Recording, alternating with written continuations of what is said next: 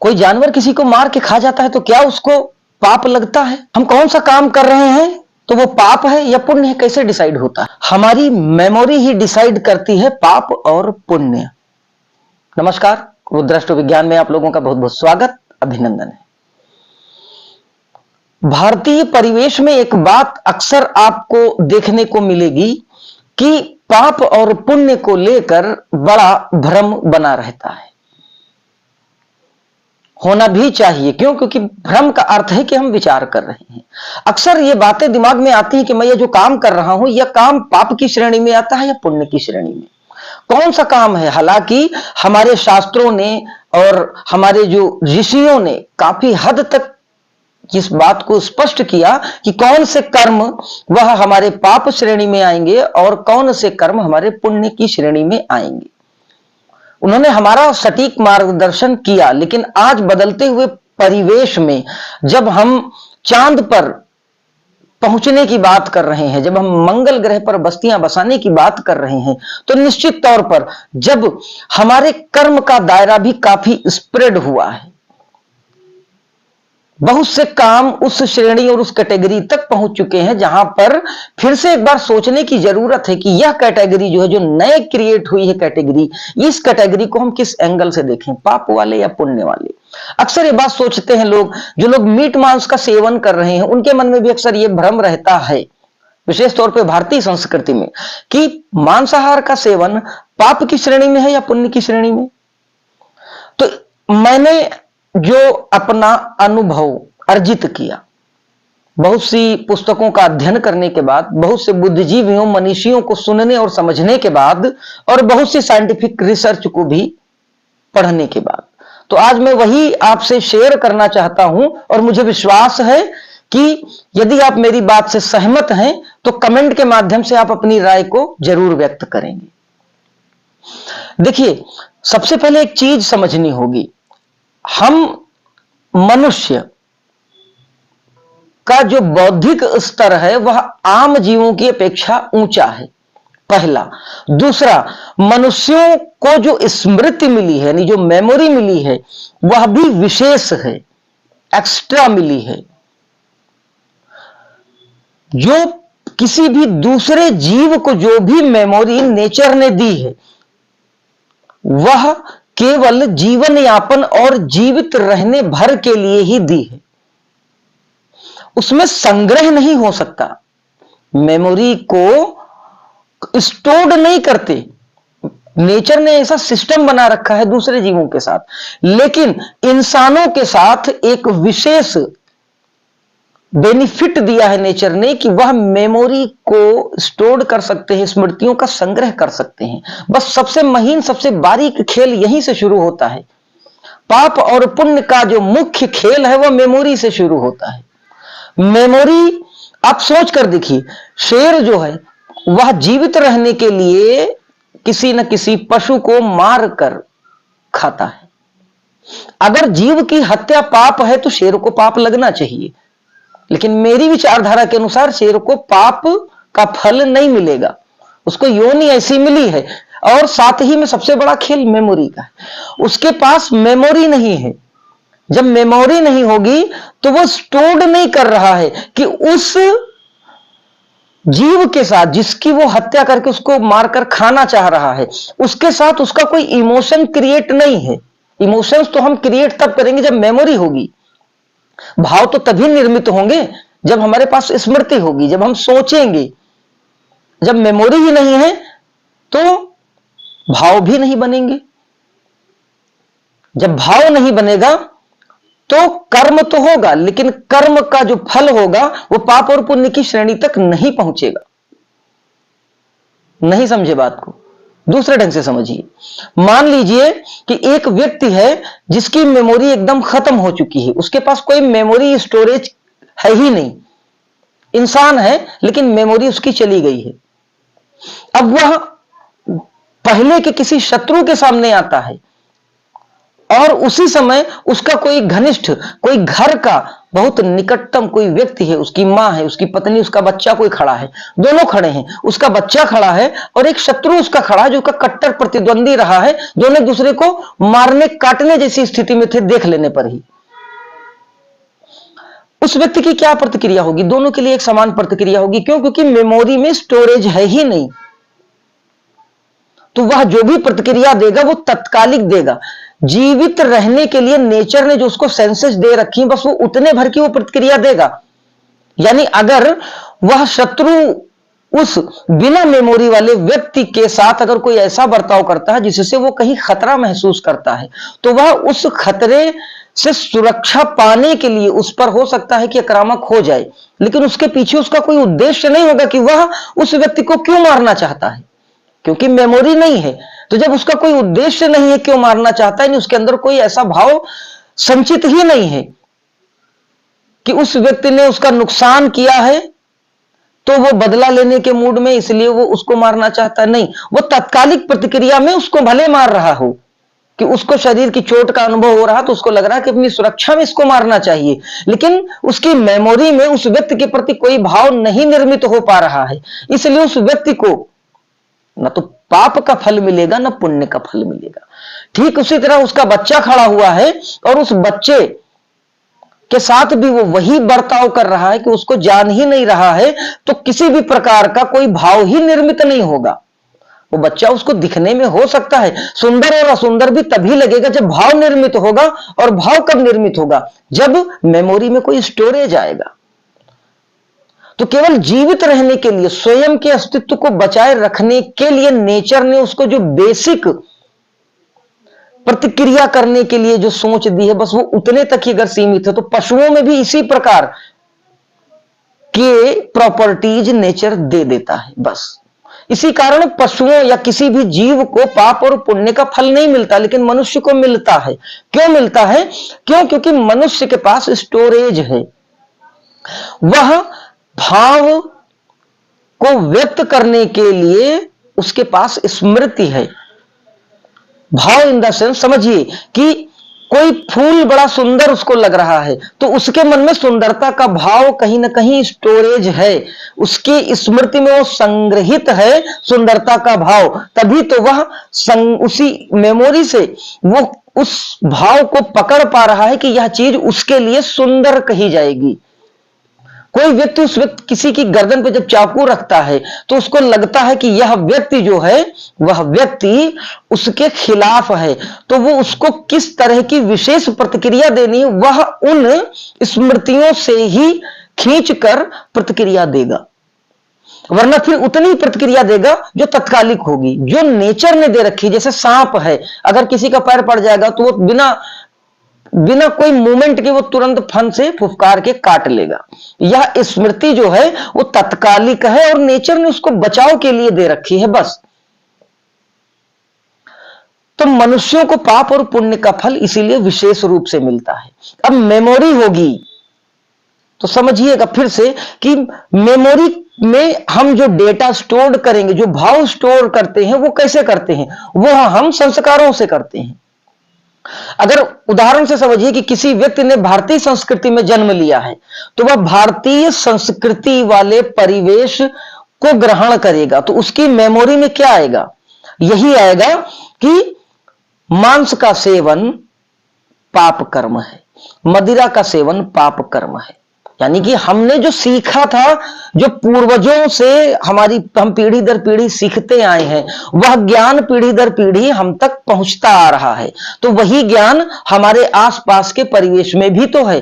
तो हम बचपन से जितना भी बड़े हुए वहां तक हमने जो कुछ भी सीखा वो वही ज्ञान सीखा। तो हमारे स्मृति में क्या संग्रहित है? हमारी मेमोरी में वही सब स्टोरेज तो है कि जो हमने भारतीय संस्कृति और भारतीय परिवेश में सीख रखा है। तो निश्चित तौर पर बहुत कम लोग ऐसे मिलेंगे जो मांस का सेवन कर रहे हो, भारतीय संस्कृति और परिवेश से मूलतः जुड़े हों और उनके मन में यह भ्रम ना हो कि मांस खाना पाप का कर्म है या पुण्य का। अब समझिएगा, देखिए, पाप और पुण्य हम मनुष्य ही डिसाइड करते हैं अपनी मेमोरी और अपने परिवेश के माध्यम से। हमने जो सीख रखा है, हमने जो मान लिया है, वही सत्य है और वही जो है एक सत्य कर्म है। सत्य कर्म से अर्थ जो हमने स्वीकार कर लिया। मान लीजिए अगर हम कहीं ना कहीं यह सुनते चले आ रहे हैं कि मांस का सेवन पाप का कर्म है, और हमारे अवचेतन मन पर, हमारे चित्त पर अगर वह भाव प्रबलता से अंकित है कि मांस का सेवन पाप का कर्म है, तो निश्चित जानिए कि वह पाप का ही कर्म है।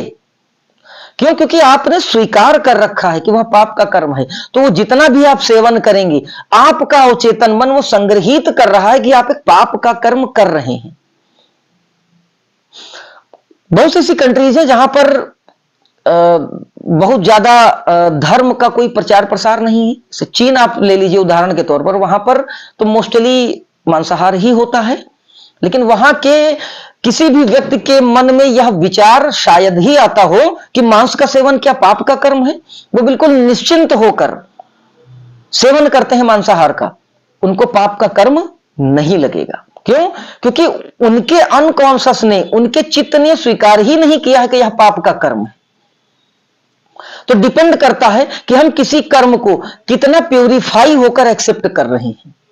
हम कुछ भी कर रहे हैं, अगर वह हम यह पूर्णतः सत्य मानते हुए कर रहे हैं कि यह जो मैं कर रहा हूं यह पूर्णतः सत्य है और यही धर्म है, तो पाप कर्म नहीं है, उसका पाप फल नहीं मिलेगा। देश काल और परिस्थिति इसी कारण तो महत्वपूर्ण होती है। पूर्व के जन्म का जो फल मिलता है वो उसमें देश काल और परिस्थिति भी महत्वपूर्ण होती है। हमें परमात्मा या नेचर जिस प्रकार का अच्छा रिजल्ट या बुरा रिजल्ट देना चाहते हैं, तो उसमें देश और काल और परिस्थिति का भी विशेष योगदान होता है। हमने अगर भारतीय परिवेश में जन्म लिया है, तो कहीं ना कहीं पूर्व के जन्मों में हमारे कुछ संस्कार और कुछ कर्म ऐसे थे जो हमें इसी संस्कृति में मिल सकते थे, इसी परिवेश में मिल सकते थे, तब हमने भारत जैसे महान देश में जन्म लिया है, वरना हम कहीं और भी जन्म ले सकते थे। कोई विशेष कारण था। प्रश्न है कॉन्सेप्ट का। कॉन्सेप्ट एकदम क्लियर होना चाहिए। 1% भी अगर डाउट है तो कहीं ना कहीं वह जो भाव है वह आपके चित्त पर अंकित होगा, और उसी रूप में अंकित होगा जिस रूप में वह आपके चित्त पर हावी हुआ है। सारा खेल मेमोरी का है। अगर मेमोरी ना होती तो ना पाप होता ना पुण्य होता। इसी कारण बाकी सभी जीवों को नेचर ने अपनी गोद में ले रखा है। जितना डेटा फिक्स्ड कर दिया है, बस वो उसके बाहर नहीं जाते। लेकिन मनुष्य को उसने मेमोरी दे दी है, इसलिए भाव आ जाएगा, और भाव आ जाएगा तो इसीलिए पाप और पुण्य का फल भी मिलेगा। इसीलिए जितना हम अपनी आत्मा के साथ शुद्ध होते हुए आचरण करेंगे, निस्वार्थ आचरण करेंगे, मतलब कि अगर हम किसी बच्चे को प्रेम भी कर रहे हैं और निस्वार्थ कर रहे हैं तो हमको पुण्य कर्म मिलेगा। हम किसी भी व्यक्ति की सहायता करते हैं और अगर निस्वार्थ सहायता कर रहे हैं, तब हमें उसका पुण्य फल मिलेगा। हम कितना भी सहायता किसी की क्यों ना कर रहे हो, हमने फोटो खिंचवा ली और इस उद्देश्य से खिंचवाई कि लोग जाने, तो कहीं ना कहीं हमारे मेमोरी में वह बात स्टोर्ड हो गई, हमारे अंदर वो भाव निर्मित हो गया कि हमें इस कृत्य के बदले कोई लाभ लेना है। तो जब लाभ लेने की बात आई तो कहीं ना कहीं हमारे चित्त पर अंकित हो गई वह बात कि हम इस अपने कर्म को कहीं ना कहीं प्रोफेशनलिज्म में कन्वर्ट कर रहे हैं। तो वो दिख तो रहा है कि यह धार्मिक और सात्विक आचरण है या सहायता वाला आचरण है, लेकिन सत्यता क्या है वो आपका चित्त जान रहा है। हमारा जो मन है वो जीपीएस की तरह है, हम कहीं भी चले जाएंगे, अपने मन से तो दूर नहीं भाग रहे हैं ना। हम कोई भी कृत्य कोई भी कर्म करते हैं, लेकिन पहले वह बात हमारे मन में विचार के रूप में आती है और फिर हम उसको इंप्लीमेंट करते हैं रियलिस्टिक वर्ड में। मान लीजिए कि अगर हमको लगता है कि हम किसी के घर में चोरी करेंगे, तो हम पहले हमारे मन में वो बात आएगी कि मुझे चोरी करना है, और अगर ये हमको पता है, हमारे मेमोरी में स्टोर्ड है, हमने पढ़ समझ रखा है कि चोरी करना पाप है, तो कहीं ना कहीं वह उससे कनेक्टेड डेटा होगा। जैसे ही हमारे मन में विचार आएगा कि हम चोरी करके अपना यह लाभ या अपना यह स्वार्थ सिद्ध कर सकते हैं। सीधे वो कनेक्ट हो जाएगा कि चोरी करना तो बुरा कर्म है, तो हमारे चित्त पर अंकित हो गई उसकी छाप कि हम बुरा कर्म करने जा रहे हैं। तो निश्चित तौर पर इसका हमें पाप फल मिलेगा। बच्चों को क्यों पाप फल नहीं मिलता? क्यों कहा गया कि बच्चों को सब माफ है? इसीलिए क्यों? क्योंकि उनकी मेमोरी बड़ी शॉर्ट टर्म होती है, और दूसरा कि उनकी मेमोरी में अभी तक उस तरह का कोई डेटा फीडेड ही नहीं है।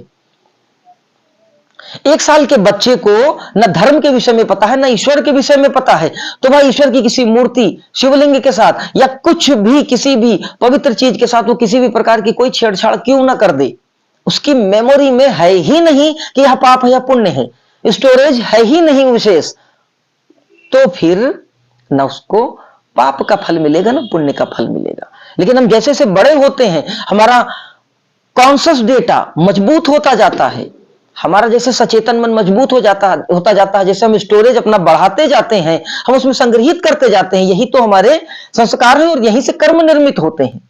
संस्कारों से ही हम जिस तरह का सीख रहे हैं वही हमारे संस्कार हैं। हम जहां जन्म लेंगे, हम कहां जन्म लेंगे, यह निर्भर करता है।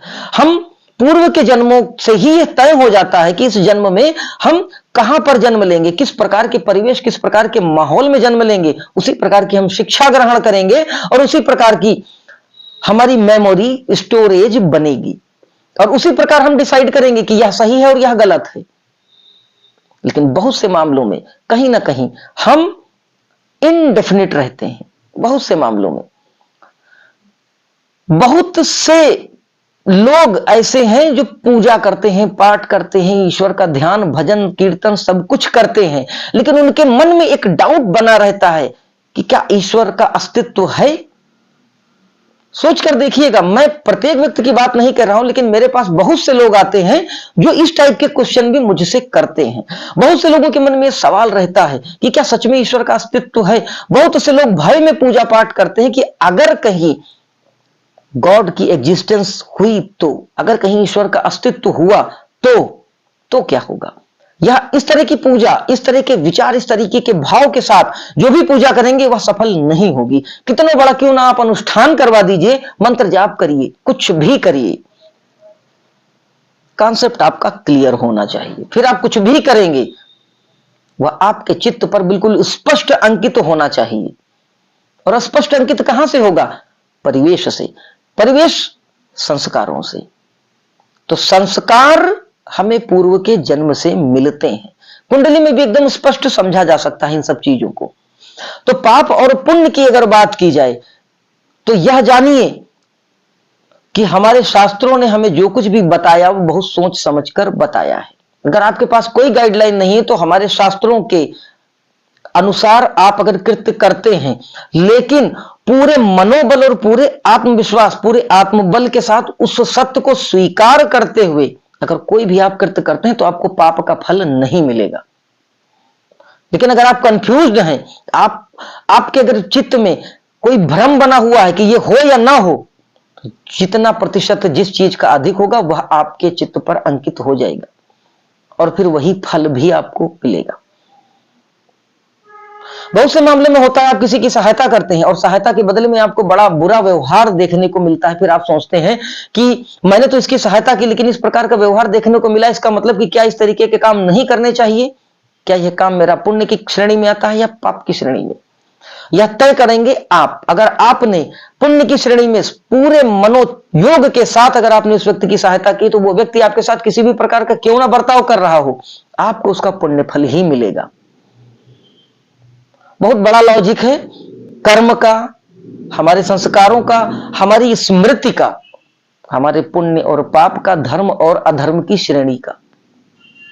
कम समय के अंदर इसकी पूरी व्याख्या नहीं की जा सकती। आज मैंने बहुत कम समय में आप लोगों तक अपने इस विचारधारा को पहुंचाने की कोशिश की कि मैं क्या समझता हूं पाप और पुण्य के बारे में। अगर आप पूजा पाठ भी करते हैं और ऐसे लोग जिनको रिजल्ट कहते नहीं मिल रहा, वो उसका कारण यही है कि आप कंफ्यूज्ड होकर कर रहे हैं, आपको उस पर श्रद्धा नहीं, विश्वास नहीं है। श्रद्धा और विश्वास न होने के पीछे का लॉजिक यही है। आपकी मेमोरी मेमोरी के कारण जो भाव बन रहा है वह भाव आपको भ्रमित कर रहा है। इस कारण आपको उस मंत्रोच्चारण का लाभ नहीं मिल रहा है, उस अनुष्ठान, उस जप तप व्रत पूजा उपवास का इसी कारण लाभ नहीं मिल रहा है। पहले आप अपने आप में कंफर्म होइए, पहले आप स्वयं में स्पष्ट हो जाइए कि जो कृत्य आप करने जा रहे हैं उस कृत्य से आपको लाभ होगा। क्या आप सच में लगता है कि वो काम करने से आपको लाभ होगा? अगर आपकी पूर्ण आस्था है तो आपका मन आपको उत्तर देगा कि हाँ लाभ होगा, और उसके बाद जब आप उस जाप को करेंगे तो निश्चित लाभ होगा। यानी कि पहले खुद को प्यूरिफाई करिए, परिशुद्ध करिए स्वयं को, और उसके बाद स्वयं को समझिए कि आप क्या चाह रहे हैं, आप किस स्तर की सोच रख रहे हैं। आपको क्या लगता है कि जो आप करने जा रहे हैं वह सत्य है या असत्य, धर्म है या अधर्म, पाप है या पुण्य? आपका मन अगर सच में कहता है, अंतर मन की गहराइयों से आवाज आ गई है कि यह जो आप करने जा रहे हैं यह पुण्य का कर्म है, इस कर्म को करने से आपको लाभ होगा, तो निश्चित जान लीजिए कि निश्चित लाभ होगा, पक्का लाभ होगा। जो हमारे पहुंचे हुए संत, जो महात्मा रहे हैं, जो हमारे ऋषिगण रहे हैं, उन्होंने अपनी चेतना को, अपने चित्त को उस स्तर तक, उन ऊंचाइयों तक उठा लिया कि उनका आत्मबल इतना मजबूत हो गया, वो एकदम अपने आप में एकदम डेफिनेट थे, एकदम कंफर्म थे कि ये चीज सत्य है तो है। और जब उस आत्मबल के साथ वो किसी से कह देते थे कि आपका लाभ हो जाएगा, तो वह बात प्रभावी होने लगती थी। नेचर भी उस बात को, उस घटना को घटित होने में सहयोग करने लगता है। यही है आत्मबल। आप स्वयं में कितना कॉन्फिडेंट हैं और कितना प्यूरिफाई हैं, और यही होती है सात्विकता। आप अपने में कितना कंफर्म हैं। जब आप अपने में एकदम किसी बात को लेकर 100% कंफर्म होते हैं तो कॉन्फिडेंस अपने आप बढ़ जाता है। कॉन्फिडेंस बढ़ता है तो आपके शरीर की पूरी ऊर्जा, पूरी एनर्जी बढ़ जाती है, और जब पूरी समग्रता के साथ जब आप किसी बात पर पूरा ध्यान केंद्रित कर देते हैं तो वो घटना घटित होने लगती है। इसी को आशीर्वाद कहते हैं। जो आशीर्वाद देने की व्यवस्था थी वो भी यही थी कि आप अपने अंतर्मन की ऊर्जा को उस स्तर तक लेकर चले जाइए कि वाणी के माध्यम से वह ऊर्जा निकले और वो साकार रूप लेने लगे। यही होता है आशीर्वाद। तो मैं आशा करता हूं कि मैं जिस बात को, जिस भाव से समझाना चाह रहा था, उस भाव तक आप जरूर पहुंचे होंगे। फिर भी अगर मेरी बात किसी व्यक्ति को बुरी लगी हो तो उसके लिए मैं हाथ जोड़कर क्षमा प्रार्थी हूं। मेरा उद्देश्य केवल उस विषय वस्तु को समझाना था और एक एंगल देना था सोच को, कि आप अपने आप में कंफर्म होइए और कोई भी कृत्य करिए तो आप अपने आप में क्लियर कट होने चाहिए।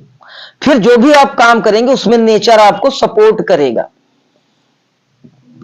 आप पूजा करें, जप करें, रत्न पहने, अनुष्ठान करें, उपवास करें, कुछ भी करें, आपको उसका फल मिलने लगेगा। एक निवेदन आपसे है, अगर आपको लगता है कि रुद्राष्ट्र विज्ञान का यह वीडियो आप सभी लोगों के लिए किसी भी प्रकार से लाभकारी रहा है, समाज के हित का रहा है, ज्योतिष की सेवा में रहा है, तो प्लीज हमारे चैनल को सब्सक्राइब करके बेल आइकॉन का बटन दबा दें ताकि आप तक हमारे सभी महत्वपूर्ण वीडियोज आसानी से पहुंचे। हमारे वीडियोज को लाइक कर दें और हमारे वीडियो को जरूरतमंद लोगों तक प्लीज शेयर जरूर करें। हमारे चैनल के माध्यम से अगर आप अपनी कुंडली का विश्लेषण कराना चाहते हैं तो पूर्णतः निःशुल्क है। किसी भी प्रकार का कोई फीस, कोई शुल्क नहीं लिया जाता। उपाय बताने के लिए भी किसी भी प्रकार का कोई शुल्क नहीं है। कोई जेमस्टोन या कोई यंत्र भी नहीं बेचा जाता। तो जरूरतमंद लोगों तक हमारे वीडियो को शेयर करें।